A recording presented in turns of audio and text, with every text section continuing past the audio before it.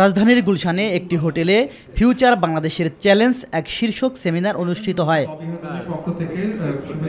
সভায় বিএনপির স্থায়ী কমিটির সদস্য আমির খসরু মাহমুদ চৌধুরী বলেন, বিএনপি ক্ষমতায় গেলে দেশের প্রতিটি নাগরিককে উন্নয়নের সাথে সম্পৃক্ত করা হবে।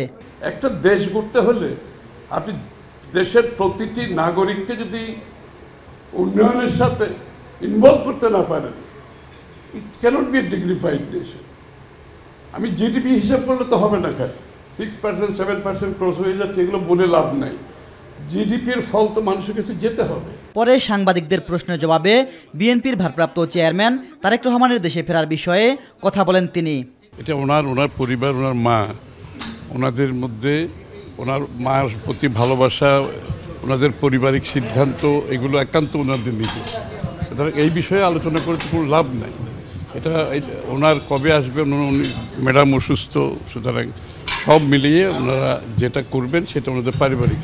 ম্যাডামের প্রতি যে মানুষের দেশের বাইরে মানুষের প্রতি ভালোবাসা, যে উনি বাংলাদেশের জন্য কী করেছেন, বাংলাদেশের জনগণের জন্য কী করেছেন, গণতন্ত্রের জন্য কী করেছেন, এটা আজকে সকলের কাছে স্বীকৃতি, এটা সারা বিশ্বব্যাপী স্বীকৃতি পাচ্ছে। এটা হচ্ছে সবচেয়ে বড় কথা। অন্যদিকে বিকেলে নয়াপল্টনে বেগম খালেদা জিয়ার রোগ মুক্তি কামনায় দোয়া মাহফিলে কথা বলেন বিএনপির সিনিয়র যুগ্ম মহাসচিব রুহুল কবির রিজভী।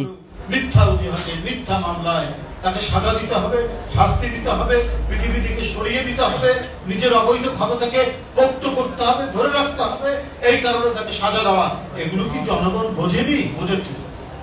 বুঝেছে তাকে অন্যায়ভাবে সাজা দেওয়া হয়েছে। ইলিয়াস মাতবর, মাই টিভি, ঢাকা। সরকারের দেওয়া বাড়ি স্বামী মারা যাওয়ার পরে